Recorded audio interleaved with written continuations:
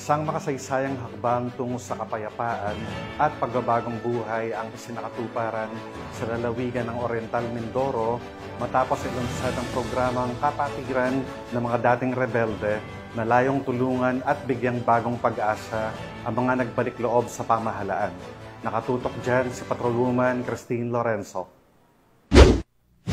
Isang makasaysayan at makahulugang hakbang para sa kapayapaan at pagkakaisa ang sinagawa nitong Hulyo taong kasalukuyan sa Tamaraw Hall ng Oriental Mindoro Provincial Capital sa pamamagitan ng formal na paglulunsad ng kapatiran ng dating rebelde Mimaropa o Kadre Mimaropa sa temang Reconciliations and New Beginnings.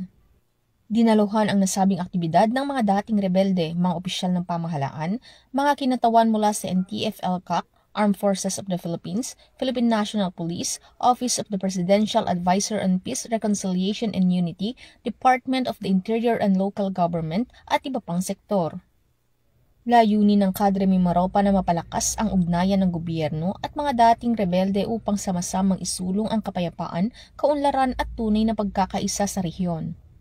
Binigyan diin ng kinatawan mula sa NTF-ELCAC ang kahalagahan ng pagpapatawad, pagbabagong buhay at muling pagyakap sa isang mapayapang pamumuhay. Samantala, ang patutuo ng isang dating rebelde mula sa Palawan ay naging inspirasyon sa mga dumalo bilang patunay na posible ang makabalik sa lipunan ng may dignidad at panibagong layunin.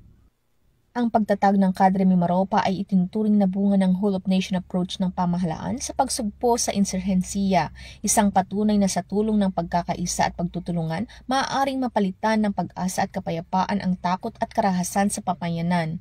Sa pagtatapos ng programa, sabay-sabay na nanumpa ang mga kalahok sa kanilang panata ng pagkakaisa, isang simbolo ng kanilang pangako sa iisang layunin, kapayapaan, kaunlaran at pagkakapatiran. Mula dito sa Home of the Police Eco-Warriors, Calapan City, Oriental Mindoro, ako ang inyong PNN correspondent, Patrolwoman Christine Lorenzo, alagad ng batas, tagataguyod ng Balitang Pulis.